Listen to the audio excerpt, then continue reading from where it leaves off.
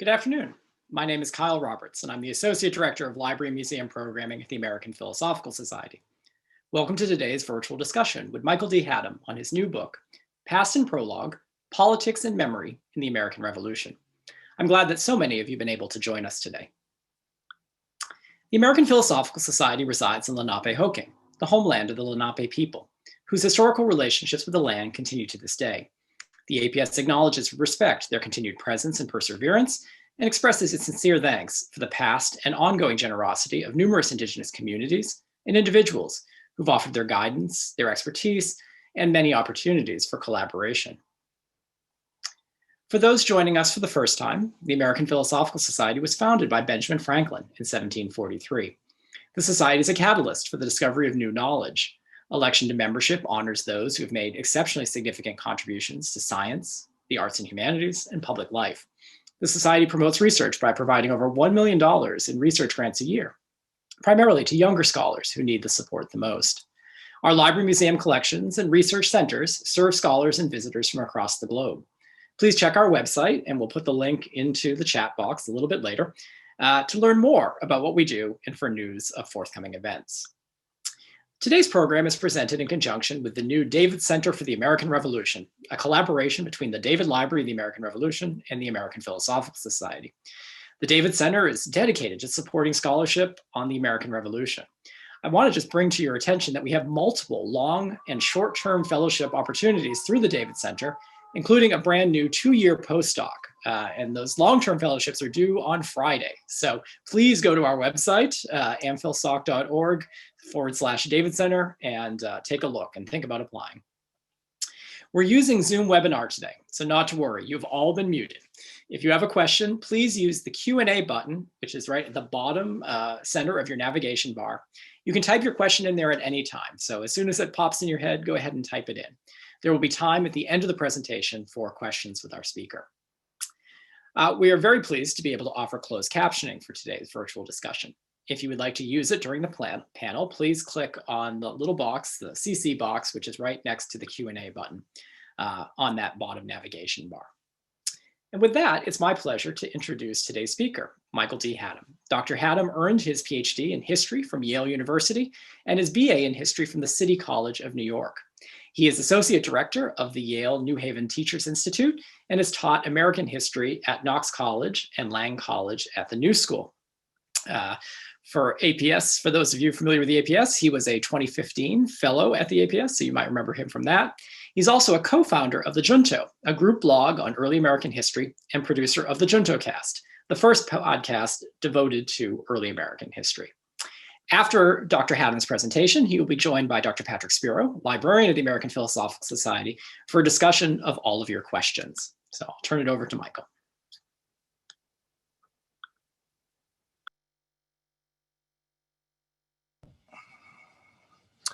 Thank you, Kyle.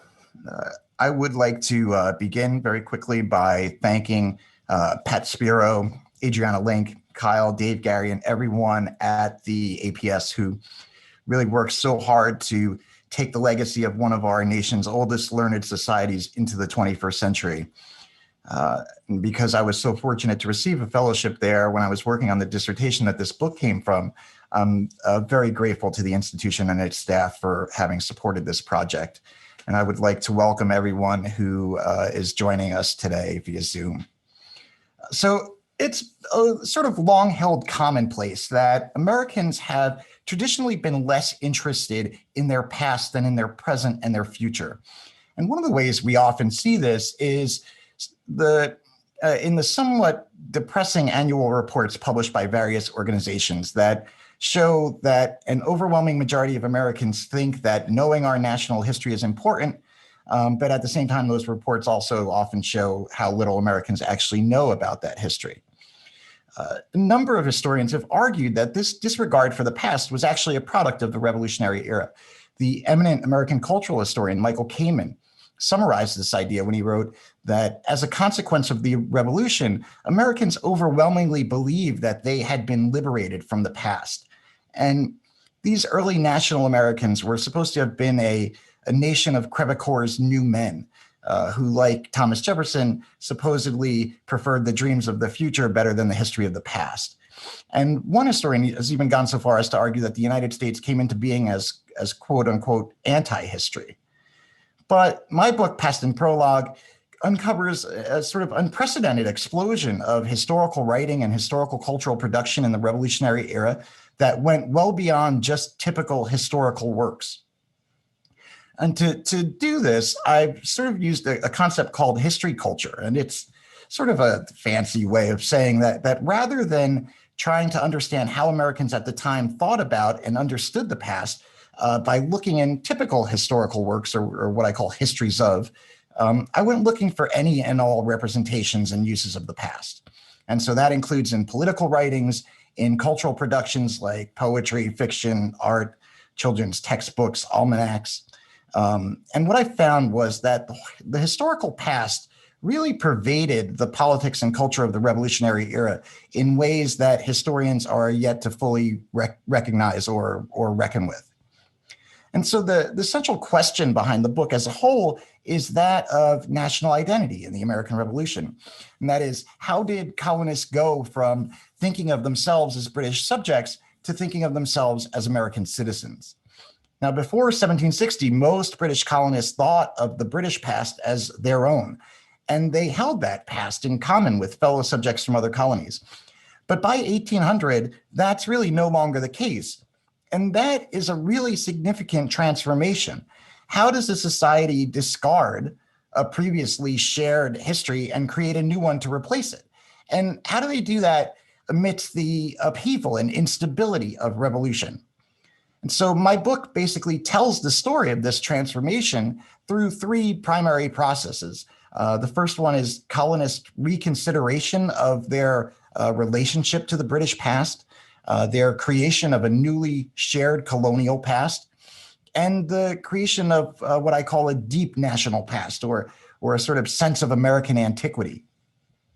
And fundamentally, the book argues that these changing historical memories are really necessary to understand both the coming of the American Revolution and the origins of American national identity. So I want to start by saying a little bit about the book's origins. It began as my dissertation and was originally intended just to explore British historical memory in the colonies before 1776. But while I was doing research at the New York Historical Society, I found in the John Jay papers a manuscript which had this cover leaf. And if you can see it, it reads History of the American Revolution. And the notation on the bottom says, found among the papers of Governor William Livingston. Well, I'd worked on Livingston before, and I knew that he hadn't written a history of the revolution. And so I started trying to figure out just what this was. And what it was about 550 manuscript pages that look like this. And so after transcribing a lot of it and analyzing the text and the handwriting, I discovered that it was an early draft manuscript of the first 6 chapters of David Ramsay's History of the American Revolution. And this was the most popular historical work of the early national period. So after I identified what it was, I was able to compare this early draft with the final published version, which came out about 5 years later, which was 1790. And the biggest change that I found was really in the first chapter, which in the draft spent a lot of time recounting the history of Britain in the 17th century. But in the published version, most of that was cut out and replaced with sort of individual histories of the original colony's settlement and development. And it was really finding that manuscript and the changes in it that convinced me to enlarge the scope of my project, to include the early national period, and to focus on the broader process and question that's raised by the manuscript, which is, when and how did Americans stop thinking of the British past as their history and create a quote unquote American history to replace it? So I'm going to kick us off by talking about a few sort of key aspects of 18th century history culture. And so the first thing we should know about history culture in the 18th century is that it was defined in part by the fact that historical distance in the 18th century was truncated to a degree that even the distant past retained a sort of immediacy or contemporary resonance, right? The colonies were undergoing rapid economic and social changes, but for the vast majority of those engaged in rural agriculture, which is 98% of the population, the basic rhythms of their daily lives were really not all that different from those of their ancestors of hundreds of years past. So to them, the past did not seem as far away as we might assume. After all, we live in a contemporary society in which technological and other developments have really sort of inflated our sense of historical distance, right? If you think about, looking at photographs from a few decades ago, and they seem to look like they're from like another world or another era entirely. But for many in the 18th century, this shortened sense of historical distance contributed to a more intimate relationship between the past and the present, and a more sort of intensely historicized present. Another key fact to understand was Americans' cultural reverence for the authority of the past. This is partly because they lived in a common law culture, right? And they gave great weight to custom, precedent, tradition. And in such a culture, there was a tendency to bestow legitimacy on something because it had existed for a significant period of time, right? The fact that an institution, a law, a social arrangement, a religious practice, the fact that any of those had stood the test of time invested them with even greater authority. And this reverence for the authority of the past kind of manifested itself in two important ways, especially for understanding history culture's role in the imperial crisis and the early national period.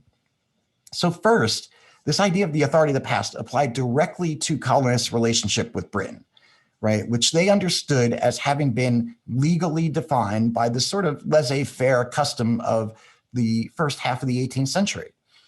But more broadly, it offered colonists before the Revolution a real sense of security and stability because it allowed them to develop expectations about the present and the near future based on the past. The custom and precedent of the colony's relationship with the mother country allowed them to feel secure in their expectations that that relationship would not suddenly change. Of course, when Parliament began to undertake its program of imperial reforms in the 1760s, that relationship did suddenly change. And Parliament was seen as sort of usurping the authority of the past through its unprecedented legislation. And this caused colonists no small amount of anxiety and instability because they could no longer anticipate what would happen next. John Adams sort of really expressed this anxiety and the logic behind it when during the Stamp Act crisis, he asked, are we not to prophesy the future by the experience of the past? And I think for many Americans today, they need only look back to the last 4 years to understand or get a sense of, the anxiety that unprecedented behavior by government or its leaders can cause amongst individuals and communities. Parliament's behavior in the 1760s had another sort of cultural impact on many colonists. And that was that many colonists began to think about the British past differently. So the Glorious Revolution of 1688 had ended the sort of tyranny of the Stuart monarchs in England and established a constitutional monarchy with a significant expansion of the powers of Parliament. And this, combined with the creation of the Board of Trade and the national debt and the expansion of the Navy, all sort of laid the foundation for the British Empire's success in the 18th century, right? Protestantism, commercial, maritime, and free. That's what defined the British Empire that emerged from the Glorious Revolution. And so the Glorious Revolution played a really fundamental role in most Britain's civic identity, both in Britain and in the colonies. And in that sense, it's really not unlike how Americans have long related to the American Revolution, seeing the principles it established as the foundation on which the nation was built and should always proceed from. But when Parliament began to pass all kinds of unprecedented legislation and colonists realized that there was no one else to appeal to, they started to see the Glorious Revolution differently. And so their experiences with Parliament in the 1760s and 1770s called into question the meaning of this event that had been fundamental to their identity as subjects of the most successful and free empire in the world. And they came to see the Glorious Revolution not as having achieved the ideal balance between king and parliament, but instead as having sort of simply reversed their roles by creating circumstances in which Parliament could act as arbitrarily and tyrannically as any 17th century monarch. And this development in the 1760s also has some contemporary resonance in that many Americans today are broadly reconsidering the American Revolution, the validity of its ideals, and the meaning and usefulness of its legacy.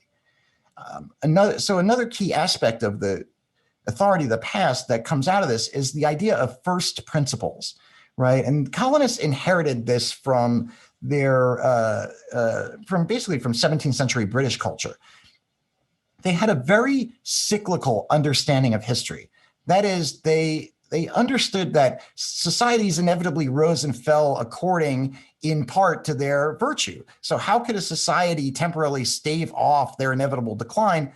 By returning to its first principles. And we see contemporary expressions of that impulse in things like legal originalism, the Tea Party, and that are basically rooted in a way of thinking that goes back to the 18th century. And then finally, the thing that we need to understand is that before the revolution, there was as yet no sense of a shared American past, of a colonial history that incorporated all the colonies. And while historians have long assumed that the idea of American history came about after the revolution, my book actually argues that it was a driving force behind the revolution beginning during the imperial crisis of the 1760s and 1770s. So the first half of the book shows how, because of the crisis, American colonists began reconsidering their relationship to the British past, and how they also began to construct a sense of a shared colonial past for the first time. There is no shared sense of an American history before the revolution. But it really is after the war that a coherent narrative begins to take shape. And that's what I want to spend the rest of my time talking about. I want to talk about the narrative that's created and some of its themes, and also say something as well about who is included or not and why. So in thinking about the creation of a national history after the Revolutionary War and the colonial past's role in it, it's really important to keep in mind that unlike European nations, the new United States had a somewhat unique situation that was followed by later post-colonial South American nations of having had their historical origins in the form of their colonial past documented, rather than being lost to the vast expanse of time. And that provided a unique challenge. How do you go about incorporating a dependent colonial past into the national history of an independent republic? And this is the challenge that that faced many cultural nationalists and writers of all genres in the early republic, who were contributing to the broad projects of trying to foster a new national identity and also cultural independence from Britain. And the creation of a new national history was an important part of both of those projects. That new national history would begin with the American past rather than the British past, as we saw in Ramsay's manuscript. Nationalists, writers, artists, and others that did this by reimagining their shared colonial past and arguing that the colonies had, one, had always been effectively independent from Britain, and that two, they had always been united. And if you see the cover image of the book on the shield here, you can see those two terms, union and independence. That's how central these themes were in these decades after the revolution. So, for example, in David Ramsay's History of the Revolution, He claims that the inhabitants of the colonies, quote, from the beginning, enjoyed a government that was little short of being independent. And he wrote that the colonies in the New World had advanced nearly to the magnitude of a nation. And then he also sort of collapsed them together by saying that a sameness of circumstances and occupations created a great sense of equality and disposed colonists to union in any common cause. Now, not only were the colonies characterized as independent from Britain and united, but Ramsay also sort of turns the first settlers into sort of proper patriots. This is a very famous quote from his history, where he's describing the first settlers of the colonies. The political creed of an American colonist was short but substantial. He believed that God made all mankind originally equal, that he endowed them with the rights of life, property, and as much liberty as was consistent with the rights of others. Impressed with sentiments of this kind, they grew up from their earliest infancy with that confidence that is well calculated to inspire a love for liberty and a prepossession in favor of independence. So, I mean, Ramsay's first settlers here are really nothing less than proto-signers of the Declaration of Independence. And asserting historical independence from Britain was a key way in which cultural nationalists tried to foster a sense of cultural independence from Britain. The idea there is, look, we were never really under British authority. We never really had any affection for Britain, and we were always united. Now, none of these things are historically accurate, right? But for the purposes of historical memory, accuracy is really not the deciding factor in the appeal or success of a historical memory. But so if we think about it from the perspective of someone at the time, taking these ideas together, they were meant to imply to Americans that they had, in fact, never really been British at all, right? And we can see that in this, this map here. This is David Ramsay's map, historical and biographical chart of the United States. This is from 1810. And this I first saw in person at the American Philosophical Society during my fellowship. It is a huge map that Ramsay aimed to sort of sell to schools. And what you can see in this historical chart, I'm going to zoom in here on this is the historical chart portion. What you can see here is that many of the original colonies enjoyed free government. That's what the green represents, until about 1688, at which point they effectively lost their free government or independence.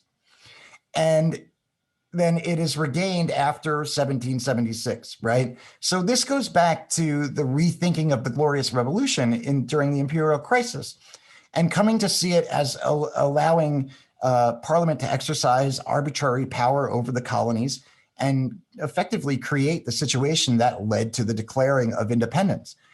The narrative that Ramsay's map is telling is that the revolution was about regaining something that had been lost, not about creating something entirely new, right? It's a very conservative interpretation of the revolution. And that is very much interrelated with the politics of the period. Cultural nationalists like Ramsay used their historical cultural productions and the interpretations in them to buttress the authority of the new and tenuous federal government, especially in the 1790s. And because in the 1780s, incidents like Shays' Rebellion, where the participants had really adopted the rhetoric of the revolution, that really highlighted the need to people like Ramsay and other cultural nationalists to make the past sort of less co-optable by the discontented. And this historical memory of the colonial past sought to achieve that goal basically by stressing continuity between the past and present, rather than stressing a sense of rupture, right? And by stressing continuity between the past and the present, it effectively minimized the sense of historical change wrought by the revolution. These historical works argued that the revolution was fought to preserve or regain colonist independence. It also argued that they'd never had any genuine affection for Britain, and it argued that Americans' earliest colonial forebears had shared their principles, as we saw. If all those things were the case, then the revolution appears to have been the product of deep, sort of systemic long-term issues that were basically baked into the imperial cake rather than a sudden spontaneous reaction that could be used by mobs and for popular actions, right? In their parlance. So by creating a narrative in which the colonial past looked like the 1780s and 1790s, these writers really made it so that independence represented some sense of continuity rather than rupture. And that really effectively de-radicalized the revolution at a time when cultural nationalists are trying to help rein in the popular spirit that was unleashed by the revolution. So this new national narrative that was established in some sense by Ramsay and then spread throughout historical cultural productions in all genres, was fundamentally New England-centric in its character. And this had a real effect on how histories of individual states were written. So for example, both the new national and state histories that are published in the decades after the war often ignored the role of slavery in the colonial past entirely. And that absence is especially glaring in the first new histories of the Southern states. So for example, in 1804, John Daly Burke, who was an Irish immigrant, who had been a playwright and a printer in Boston, he'd moved to Virginia, where he was sort of convinced by local elites to write this first state history of Virginia following the Revolution. With David Ramsay and others having sort of set the parameters, these themes of unity and independence, Burke had to fit his history of Virginia into a similar mold. And he made all kinds of contortions, you might say, regarding Virginia's history, especially in the 17th century, trying to argue that Virginians had never been as loyal to the crown as they had always been depicted, which of course they had. But the biggest contortion of all came through exclusion. In his 3-volume history, this is almost 1,000 pages, written on North America's first and largest slave society, the institution of slavery plays no significant role in his narrative, even during his discussions about the development of tobacco as the colony's cash crop. It's really astounding to think that even a non-native historian of Virginia like Burke could write a history of the development of a slave society without ever talking about the institution on which it was based. But part of the reason that he did that is because he's trying to fit the history of Virginia into these themes that were set for the national narrative that were primarily sort of New England centric, right? So part of establishing cultural independence from Britain meant creating a national history that at least in some ways could transcend the history of Britain and the British Empire. And this is one of the reasons why Christopher Columbus becomes the discoverer of America in 1792 through a conscious effort by these cultural nationalists to use the tercentenary to establish him as such.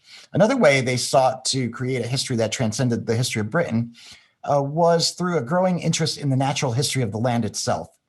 Right. In the 1760s, the Comte de Buffon, who's a French scientist, had described the landscape of North America and its animal inhabitants as degenerated compared to Europe. And the land and the climate of North America, he argued, produced smaller and weaker animals. Subsequent European writers logically sort of extended that argument to include Native Americans and by extension, American colonists. And American intellectuals in the 1780s and 1790s really sought desperately to refute this degeneracy theory. Many state histories devoted long sections and in some cases entire volumes to describing the land and its produce, often referring to these European writers by name when doing so. And this impulse gave rise to the nation's first national natural history museums in Peale's Museum in Philadelphia in the 1780s.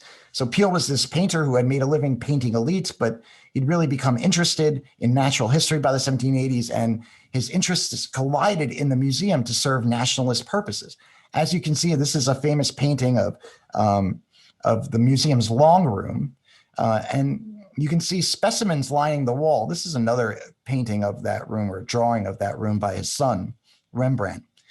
You can see a variety of species indigenous to North America in the cases along the wall, and that's to be expected in a natural history museum. But look at along the top of the wall on the left, there are these large portraits, gold frame portraits, or Nate gold frame portraits that Peale had painted of prominent figures from the War for Independence. And most historians have assumed that the display here was sort of inspired by the taxonomy of the Enlightenment, and that man was on top of the animals because that's where he stood in the natural world. But if we look at it again and understand Peale's museum as part of the broader history culture of the early Republic, we can see that what he's doing also is that he's creating for his visitors a sort of visual manifestation of the connection between the natural history of the continent and the history of the new nation. In the museum's catalog, Peale wrote of the tendency which a knowledge of natural history has to promote national happiness. So for visitors to the museum, the prominent placement of the revolutionary portraits and the busts within them really provided an immediate and meaningful visual connection between the revolutionary past that established the nation and its deep past through natural history. A few years later, he would find what all the cultural nationalists had been looking for, which was an animal bigger than any in Europe that would irrefutably refute once and for all the degeneracy theory. And parts of a mastodon, or mammoth as he called it, were found in upstate New York, and Peale bought the rights to the site from John Maston, who owned the land. He offered him $200. Maston counter offered with $200 and a rifle for his son and an expensive gown for each of his daughters. Peale agreed to that and continued digging on the ground until he eventually found almost an entire skeleton, which went on display in his museum, which we saw in that original painting here on the right. And this was a huge sensation. One of the other final ways I want to talk about that this interest in the land, the impact that had, it also extended to indigenous inhabitants. As one French natural history writer noted in 1804, Americans make it their favorite business to combat European writers. They act as if they were the advocates and avengers of their predecessors, the Indians. We can see this interest in a publication by the APS and John Heckewelder. It's called An Account of the History, Manners, and Customs of the Indian Nations. And so Heckewelder was this Moravian missionary who lived amongst native peoples in the Ohio Valley for decades, and he learned multiple indigenous languages and recorded their oral histories. And in 1810, he moved to Bethlehem and spent his remaining years assisting the APS's new Historical and Literary Committee. And his book includes his recounting of indigenous oral traditions of first encounters with Europeans. So he recounted these histories, despite the obvious inherent problems of perspective and translation, but he approached the task somewhat sympathetically, detailing indigenous peoples' oral traditions of European contact and their subsequent forced removal by the settlers. And he described their accounts as, quote, bitter, but too just. And so while I was at the APS, I found his handwritten notes and a sheet of his errata for his manuscript, which included this entry. But the interest and advocacy of these early nationalists around indigenous peoples was entirely utilitarian, and it was driven largely by the need to refute the degeneracy theory. Their interest was in the abstract Native Americans who had been around at the time of contact, not the actual Native Americans living at the time. Often these writers made analogies between contact era Native Americans and the Americans of the 1780s and 1790s. In a talk that was given at the New York Historical Society in the early 19th century, Gouverneur Morris said that we grow out of the same ground with our Indian predecessors. Have we not some traits to mark our common origin? And this practice of linking history and geography was effectively nationalized the land itself. And it formed the foundation for a perspective on American history that was voiced by Daniel Webster in 1825 and by many people throughout the 19th century when he said that, quote, the principle of free government adheres to the American soil. So I want to conclude by saying, by sort of wrapping up the what I hope are some takeaways that readers will come away from the book with. So let me say first, I think that for more than half a century, we've had many constitutional and economic, ideological, and legal interpretations of the coming of the revolution. But in the book, I've really tried to offer one possible aspect of what might be considered the cultural origins and causes of the revolution through thinking about history culture. And I've tried to recover to the extent that any one book could, the complex role of the past in our nation's founding, which I also hope sheds light on its role in our current society. I show in the book that after the war, when Americans found themselves with a new nation whose history only went back a few years to 1776, they created a previously shared past. And that's what we call American history. They defined the terms and set the foundation for how all subsequent generations of Americans would think of as quote unquote American history. And I hope that all readers will come away from the book with a better appreciation of how history shapes the present and vice versa, and specifically how that worked during the revolution. And I hope that they'll come away more equipped to be aware of when specific narratives of the past are being used for political purposes, and to ask why and for whom. When a reader hears people complaining that history is being politicized by some person or group, they should know that American history has always been political in the United States. It can't not be political because that's not a bug, it's a feature of American history. And then I also hope that they will come away understanding that the term American history is not a neutral, objective term, but instead it actually represents something that was originally constructed, and that revising how we think about the past and our own history is an American tradition that played a crucial role in the founding of the nation. So I want to say thank you to the APS and everyone watching, and I'm very happy to take questions. Great. Well, thank you, Michael, and thank you to all the folks who have tuned in to hear this talk and to learn more about Michael's book, which I just finished myself today. And I have to say, I learned so much from it. It's one of those books where not only did I learn a lot, but I realized I'm going to have this on my shelf for whenever I need to look something up, because you've done just an extraordinary amount of research into the, as you say, the history culture, but the production of history in all these different forms: almanacs, books, newspapers, pamphlets, manuscripts. Really just a remarkable amount of work and research. And I have a ton of questions I'd love to ask you to learn more, but we have so many in the queue. I'm only going to ask one question. And that's, I was struck by a few things about history writing, or history as a practice in the 18th century. And in your book, you talk about how a lot of people writing histories before the revolution, those British histories, they felt inclined, since they didn't have the sources, to make up speeches. That was acceptable as part of history writing, as a historical practice, which of course today that'd be historical fiction. But then after the revolution, and you have this incredible network graph that you've constructed, there's this incredible energy in trying to get sources and materials to write the history. So I didn't know if, as I go through this queue of over 20 questions from the 280 people that we have tuned in, if you could talk a little bit about history as a craft and how it changed over the course of the 18th century. Yeah. So one of the main ways that it changed, aside from the practices, which I'll mention in a second, is the sort of demographics of who wrote history, right? So in the colonial period, history was written almost entirely by elites, men of leisure who had the time to do this.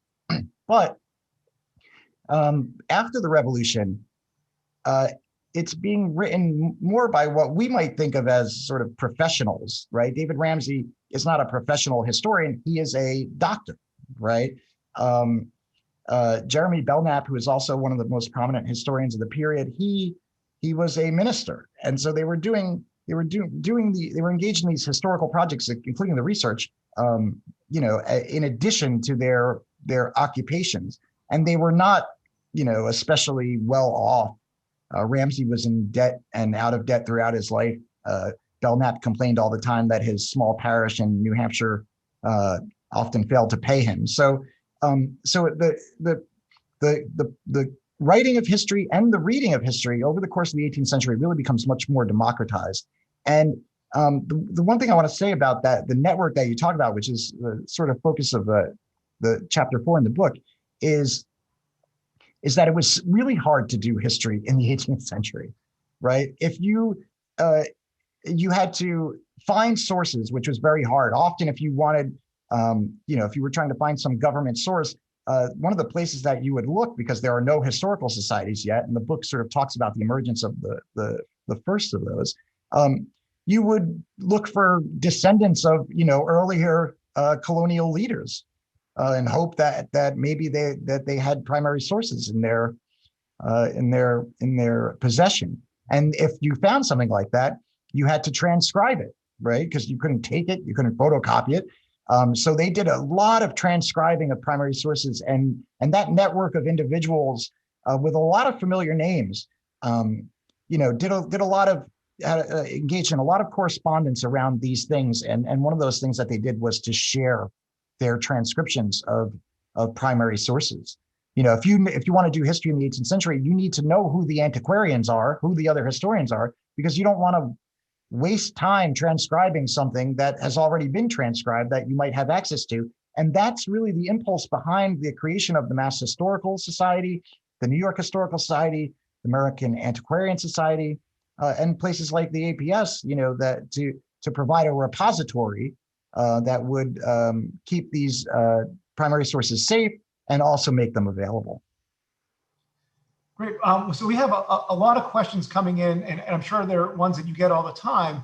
But that's so much of your talk seemed to have resonated with our audience in terms of the presence of the past in modern politics, in modern life. Yeah. So I'll read you a question from Craig Smith, but there are a number of similar ones that really would like to hear how you see history, its politicization today, but also the revolution in particular. And so Craig's question is, considering the continuing partisan debates over American history, such as the 1776 report and the 1619 project, how do you see a way forward for the future of the study of early American history inside the Academy, K-12, and for the public? And I think that really just gets at, how should we today think about history and what's happening? Yeah, this is something that as a historian of the Revolution, especially memory, that I think about a lot, and I've had conversations about this with Craig himself. I think I'll say that having worked on this project and developed and sort of just thought a lot about the relationship between history and memory, I sort of, when I see the Revolution being portrayed in various ways that maybe are not necessarily historically accurate or are oversimplified or generalized, as a historian, I used to feel a sort of some feeling of indignation at that. I don't really anymore because I don't see things like the 1776 report that was released a few weeks ago. I don't see those things necessarily as history. I see them more as memory construction, right? And the revolution, one of the great advantages of the revolution when it comes to memory, as opposed to say the Civil War, is that it's a common inheritance for all Americans, right? And so I think if you take the 1776 Commission on one side and these new ways of reconsidering the revolution, say like the 1619 project, the lead essay there. I think that, which is, I think, equally an act of memory construction. These things are to be expected because they've been a part of our politics since the founding. The construction of multiple competing narratives about the American Revolution is something that we've done basically since the early 19th century, when there were Federalist and Republican histories of the Revolution. It's something we did, throughout the 19th century, when both abolitionists and Confederates could claim to be the inheritors of the legacy of the Revolution, and it's something that we continue to do today.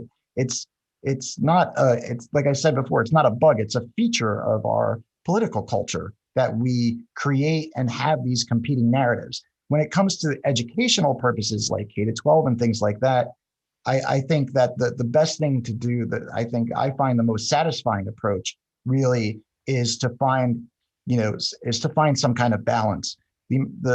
Our shared national history has a lot of horrible aspects to it, and it has a lot of aspects that should be celebrated.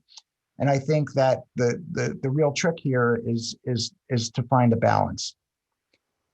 Great.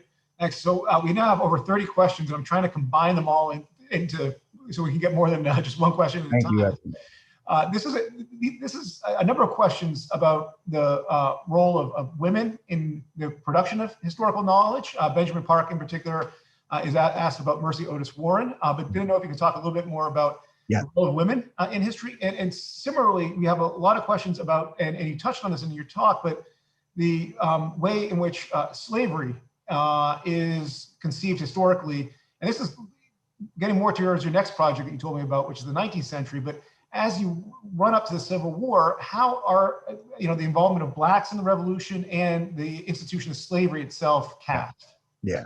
So in terms of women, and I talk about this in the book, in the very late 18th century, as we see the rise of women's academies right after the Revolution, we find that that the discipline of history, the subject of history, as we would call it today, was an important part of study at these types of academies. Young women were expected not just to learn historical facts, but to learn to interpret them, right? And female historians of the time, which were few, but not non-existent, were held up to them as models of how to do history. I have a number of examples like that from these academies. Mercy Otis Warren and I think Hannah Adams, who was a woman from New England who wrote a number of sort of regional histories, were probably the first two prominent female historians. And Mercy Otis Warren really, her and John Marshall wrote the first two really partisan histories of the Revolution in the early 19th century. And I have to say that in of all the historical work that I read from this period up to about 1812, hers is really the most original. This process you mentioned before of copying things, it was still common in the late 18th century. They weren't making up speeches, but they still copied lots of other secondary sources. And there's very little of that in hers. And she has a very, not just only that she has a very original perspective, but she has a very strong authorial voice, perhaps the strongest authorial voice of any of the historians of the period. And of course, it would be later in the 19th century that many more women would come to be engaged in the process and the practice of writing history. And if anybody's interested in that, Mary Kelly's book, Learning to Read and Speak, covers that really well. Now, as for slavery, it's really ignored in these early histories. And what we see as we go later into the 19th century is as part of the abolitionist movement, as part of the movement of citizenship for free African Americans, we get the first histories of African Americans in the Revolution in the 1850s, specifically by William C. Nell, who wrote The Colored Patriots of the American Revolution. He was a Black abolitionist from Boston, he's writing this. He did the research to uncover these stories of these individuals and their service. And the reason that he's doing that is to assert their claim and their ancestors' claim to citizenship in 19th century United States. But it would be another century basically until academic historians, would take up these questions, and we would see African American history become a more important part, not just of the history of the Revolution, but of American history generally. And we see that now, with with the increasing way that people are asking questions about what was the relationship between slavery and independence. And so I think I for one as a historian, I'm very excited to see what historians in the future find and come up with about that. We have a lot of really great questions. I wish I could get to all of them. One that just came in from Nina Todd asks the doctrines of discovery, which were so important to establishing claims to land, these kind of legal theories that were circulating in the Atlantic world during the early stage of colonization. Did it have any legacy in terms of their historical thinking and conceptions of history? Yeah, so there's an interesting aspect, especially of Ramsey's history, but others that adopted it or just copied it. In the beginning of his history, he has a really critical account of the origins of European settlement, sort of surprising, like that you might not expect to find there. And he argued there that no European prince, he wrote, could derive a title to the soil from discovery, because that can give a right only to lands and things which have never been owned or possessed. And basically said that the right of the Indian nations to the soil in their possession was founded in nature. But so what they did with this was to basically forge a common enemy for these original indigenous peoples and the Americans of the 1780s and 1790s, which were these European nations that had, they sort of analogized their experiences. Both had been, the Americans in the 1760s, 1770s, and indigenous peoples in the 16th century had been societies that had had their rights threatened by these imperial European powers. And so they sort of made these analogies between them, and they used those ideas about discovery and title to their rhetorical advantage, I should say. Yeah. So I had a couple other questions I wanted to ask, but one just came in as a follow-up to your discussion of the 1776 report in the 1619 project. And this anonymous attendee asked, you describe both of these as acts of memory creation, but is there a role for truth in memory creation, or does it not matter? You can have truth in a historical memory. It doesn't make it more appealing, right? But there is room for it. I will say that I have, over time, I'm increasingly seeing less, I think, of a distinction between history and memory, certainly in our contemporary society. This distinction really did not exist in the 18th century.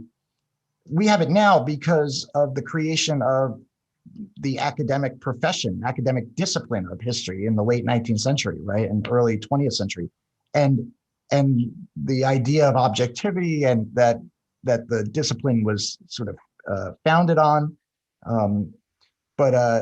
So the way that we have thought about the difference between history and memory has sort of been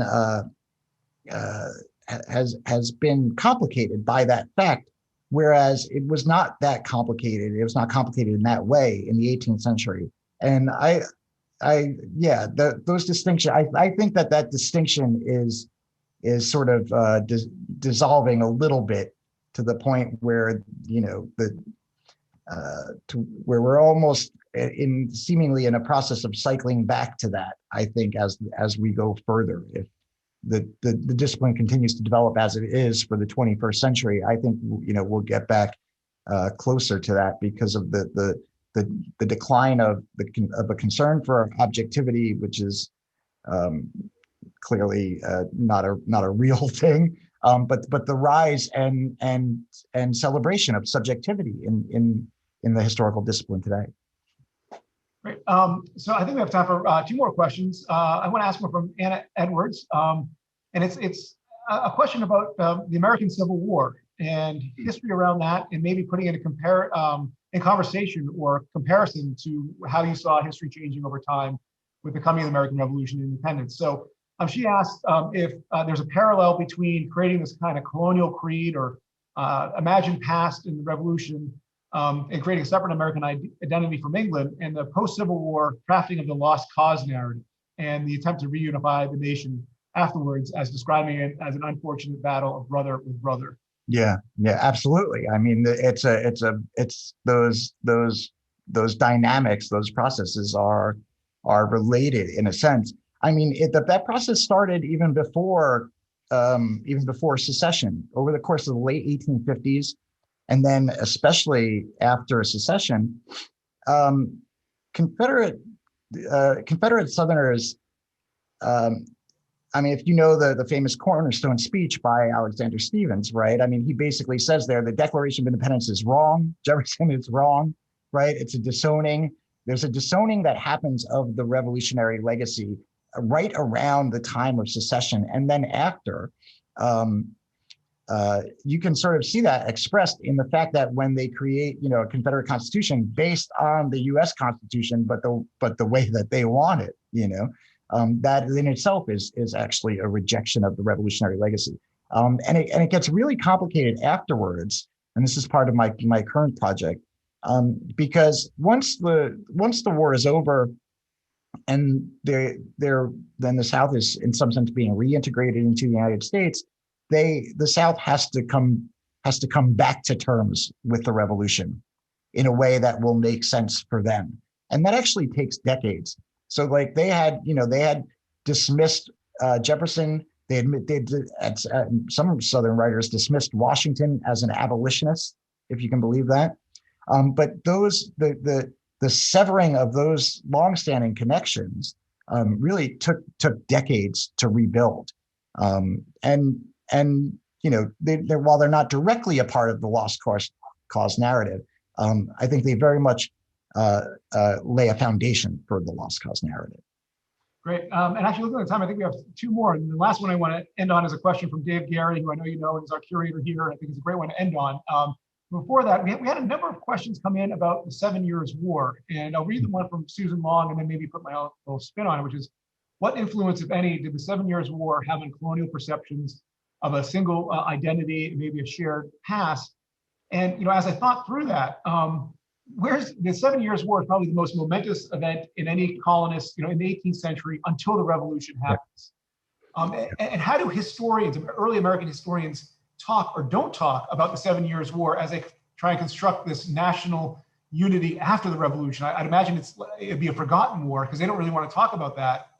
Anyways, we'd love to hear what you think about that. I mean, it's not forgotten because so many people in the 1780s, 1790s, even early 1800s, maybe were still alive who had gone, lived through it. So it doesn't disappear, but the way that they deal with it is through selectivity, right? And all historians are engaged in processes of selection, but the way that they do it is to highlight examples from the French and Indian War, the 7 Years' War, that highlighted colonial unity, like the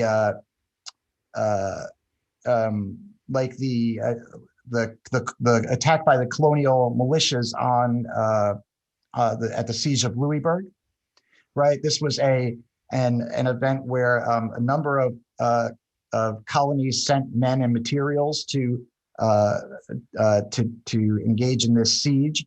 And at which point, there was some British naval support, but that never actually had to get involved. But the colonial militias combined, successfully concluded the siege of Louisburg. And so, that event is mentioned in almost all of the national histories from this period, right? It's not it wasn't a super consequential event in terms of the global 7 Years' War, but it became an important event in the memory of the war because it showed the colonies being united, and it showed them acting independently of Britain. And so there are some other examples too, like the New England Confederation in the 1640s that were included in all these national histories, which weren't really consequential historically, at least in the way that we think about it now, but which served the purposes of the narrative that they were trying to create. So. Great, thanks. So last question comes from Dave Gary, who is one of our curators here, associate director for the library, and a fellow early Americanist. And he said, you noted history culture could be found in places like newspapers and almanacs and not just books. A lot of these were cribbed from longer books. So he wanted to know about the authors. Were these authors angry that their historical works were published in these places? Or did they want their work to appear to have a bigger impact? What was the intention of historians? And I'm going to put my own little to end on question for you, which is, and you ended you talked a little bit, but if there's one thing you want your book to change, what would it be? What's your impact? Yeah. So were the historians of the 18th century, did they get upset about being plagiarized? I guess is Dave's question, right? They did not, because it was such a common practice. Even in Ramsey's History of the Revolution, most of his account of the war is basically copied and pasted, at least in our contemporary terms, from the Annual Register, which was published annually in London and contained a sort of almanac of all the events that had occurred that year. There's very few works that are entirely original, but one of the ways that, so among this network of historians and writers and all kinds of other people engaged in cultural productions that I talk about in the book, I have examples of, so for example, Jedediah Morse, who published these very popular geography textbooks in the early national period. He wrote to Jeremy Belknap, which to send him his draft of his entry for one of his books about New Hampshire and its history, and it was almost entirely lifted from Belknap's book, his History of New Hampshire, and yet he was still sending it to Belknap for feedback. And Belknap responded to it positively, so there's not an expectation that you could, that you would not be plagiarized. The real problem for these historians, and why we get the Federal Copyright Act in 1790, is because of their books being pirated, right? Lifting a passage or two, they were more than happy with that. But their real issue was with pirated copies of their books, because they would be sold for much less than the historians themselves paid, to have their books published. Ramsey went into huge debt from publishing his History of the American Revolution. His first book was the History of the Revolution of South Carolina in 1785, and that he included all kinds of plates and things like that, that made the book cost that much more to produce. And he lost a lot of money on it. So when he came to produce the History of the Revolution and paid to have that printed, he didn't include anything like that. He left all that stuff out. And I have lots of letters from him to other sort of aspiring historians and authors, where he warns them, basically spend as little as you possibly can producing your book, because you're not going to make it back. As soon as a copy of your book gets to England, it's going to be, pirated copies will be made. They'll be sent back to the United States, and they'll be sold for half of what you're charging. And that happened to almost all of the historians in the period. So. Great. Well, thank you, Michael. This was a great talk. Thank you all for tuning in. And again, if you can pick up the book, you should. It's available at Yale University Press and also at all your other booksellers online. Thank you, Michael. We had over 40 questions. Michael has agreed to take a look at some of them, and we will post this video online on our YouTube channel in the near future. So if you missed it or want to watch it again or see Michael respond to some of the questions we didn't get to today, please check out our YouTube channel. It'll be up there in a short amount of time. Thank you again, Michael, and thank you all. Thank you, everyone. Thank you.